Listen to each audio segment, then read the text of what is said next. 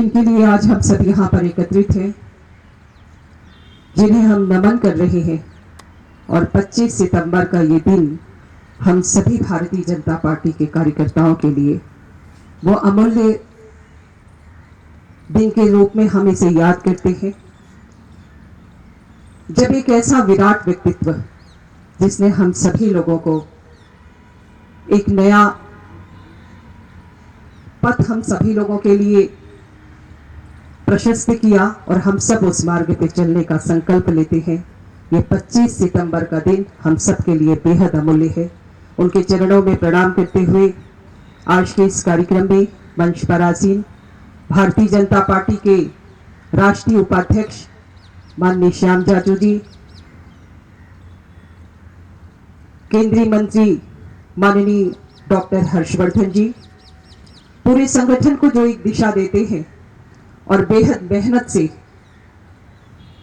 पीछे रह के कार्यकर्ता किस प्रकार से आगे बढ़े, हमारे संगठन मंत्री माननीय सिद्धार्थन जी, माननीय प्रवेश वर्मा जी, विपक्ष के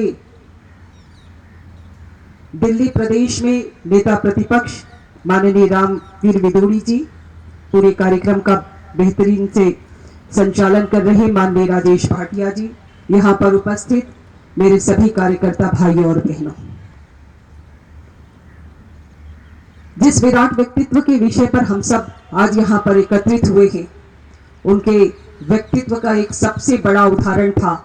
हम सब उनका मनन करते हैं, उनके विषय पर चिंतन करते हैं, उन्हें पढ़ना चाहते हैं, उनके विषय में सुनना चाहते हैं, लेकिन जिस समय वो इस धरती पर थे तो उनकी कोई पहचान नहीं थी। ये सबसे बड़ा विषय, ये विराट व्यक्तित्व जिनका अपना कोई स्व नहीं था, उस विराट व्यक्तित्व को हम सब आज यहाँ पर याद करने के लिए एकत्रित हुए हैं। उनका बाल्यकाल बहुत अच्छा नहीं था। 3 वर्ष के थे तो उनके पिता का देहांत हो गया और 7 वर्ष के थे तो माता का देहांत हो गया। अपने नाना के पास पहुंचे, कुछ समय के बाद नाना का देहांत हो गया और पालन पोषण किया उनके मामा ने। तो इस प्रकार से अगर देखें तो व्यक्तित्व में जब व्यक्ति अभाव में पलता है तो उस दर्द को महसूस कर पाता है। हम पूरे जीवन अनुभव लेने की कोशिश करते हैं और अपने अनुभव से हम निर्णय करते हैं। जब निर्णय करने की बारी आती है, अगर व्यक्ति को अनुभव नहीं है और अगर वो निर्णय करेगा तो वो निर्णय उचित नहीं होगा। उनका बाल्यकाल अच्छा नहीं बीता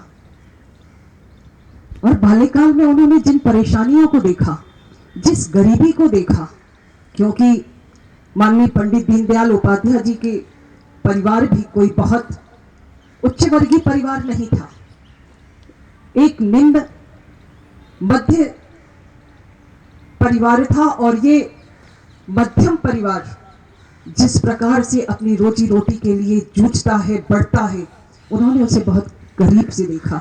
इसलिए उनके वाद में जो उन्होंने एक वाद स्थापित किया, इस देश में एकात्म मानववाद हम सब पढ़ते हैं। आज इस विषय पर मैं बहुत लंबा एकात्म मानववाद पर नहीं कहती हूँ, कभी और इस विषय पर हम जरूर बात करेंगे। लेकिन एकात्म मानववाद भारतीय दर्शन का वो विषय है। आपने साम्यवाद सुना, समाजवाद सुना, पूंजीवाद सुना, लेकिन भारत का कोई वाद था, भारत का कोई सिद्धांत था तो वो केवल और केवल एकात्म मानववाद था, जो हमारी संस्कृति से बढ़ा था, जो हमारी संस्कृति में से निकला था और भारत की संस्कृति को पोषित और पल्लवित करता था। ये एकात्म मानववाद था। पंडित दीनदयाल उपाध्याय जी ने एकात्म मानववाद की जब रचना की, वो आज भी उतनी ही प्रासंगिक है, वो उतना ही आज भी लोगों के बीच में प्रासंगिक क्यों है? क्योंकि उन्होंने इतनी दूर तक सोचा। एकात्म मानववाद है क्या? भारत की संस्कृति से ओतप्रोत, भारत की संस्कृति को पल्लवित करता एकात्म मानववाद हम कहें तो उन्होंने मनुष्य को एक समुच्चय माना। एकात्म मानववाद में हर विषय को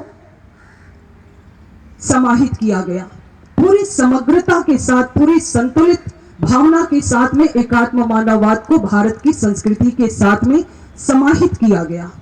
ये एकात्म मानववाद, जिसमें उस समय, जिस समय कोई इस विषय को सोच नहीं पाता था, उस समय उन्होंने कहा कि अगर व्यक्ति के 4 सूत्र हैं, व्यक्ति का मन, व्यक्ति का शरीर, व्यक्ति की बुद्धि और व्यक्ति की आत्मा, ये 4 चीजें मिलकर एक समुच्चय बनता है। और ये समुच्चय, अगर मन खुश है और शरीर में तकलीफ है तो भी बात नहीं बनेगी। शरीर का सुख भी होना चाहिए। हमारे पुराणों में भी लिखा है कि जीवन का अगर कोई सबसे बड़ा सुख है तो वो है निरोगी काया। शरीर में अगर सुख है, शरीर स्वस्थ है, तो आपका मन भी स्वस्थ होगा। मन की खुशी तभी मिलेगी। सब चीज बहुत अच्छी हो रही हो और मन में अगर कहीं दुख हो तो शरीर का सुख भी हमें स्वीकार नहीं होता है। मन दुखी है तो बहुत सारी चीजें बदल जाती हैं। तो शरीर का सुख हो, मन का सुख हो, बुद्धि भी हो। क्या काम करना है, किसके लिए करना है, किस प्रकार से करना है, लोगों को प्रताड़ित करके आप अपनी बुद्धि का अगर इस्तेमाल करते हैं, आपके विवेक का दिवाला निकल जाएगा। व्यक्ति की बुद्धि भी हो, और अगर ये सब होगा तो आपको आत्मा का सुख मिलेगा। एक समुच्चय के तौर पर इसे स्वीकार किया गया। ये संस्कृति भारत की संस्कृति है कि हम जब अपने को समेटकर एक समुच्चय के तौर पर, जब हम स्वयं संतुलित भावना के साथ में खड़े होते हैं तो हम समाज को खड़ा कर पाते हैं। उन्होंने जो कल्पना की, मुझे लगता है कि उस कल्पना को आज हम सब प्रासंगिक मानते हैं। उस समय ये भावना कहीं नहीं थी कि हम सत्ता में आएंगे, हम कहीं राजनीतिक दल बनाएंगे। पंडित दीनदयाल उपाध्याय जी ने जिस समय काम करना शुरू किया, अभी माननीय राष्ट्रीय उपाध्यक्ष जी ने उस विषय को उल्लेखित किया कि उस समय काम करना कितना कठिन था। आज अगर हमें एक पद नहीं मिलता है तो मन बड़ा दुखी रहता है, हफ्ता दुखी रहता है, काम करने की इच्छा नहीं होती। लेकिन जब दल खड़ा हो रहा था, उस दल को शुरुआत हो रही थी, उस दल में हम कभी सत्ता में आएंगे, हमारा राजनीतिक दल होगा और 11 लोगों से चला हुआ हमारा जो पुरातन इतिहास रहा है, जनसंघ का गठन हुआ, वो 11 सदस्यों से हमारी शुरुआत 11 करोड़ में तब्दील हो जाएगी। ये हमने कभी सोचा था?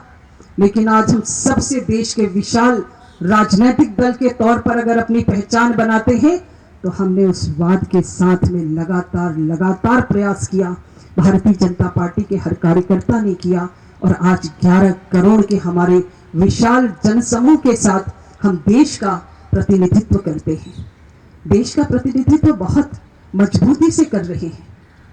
हमारे प्रधानमंत्री ने जिस प्रकार से धीरे धीरे विपक्षियों के आक्रमण को लगातार झेला है, लेकिन उन्होंने कामों को भी आगे बढ़ाया और हम अपने इसी सिद्धांत के साथ में आगे बढ़े हैं बंधुओं, इसलिए हमारी एक पहचान बड़ी है।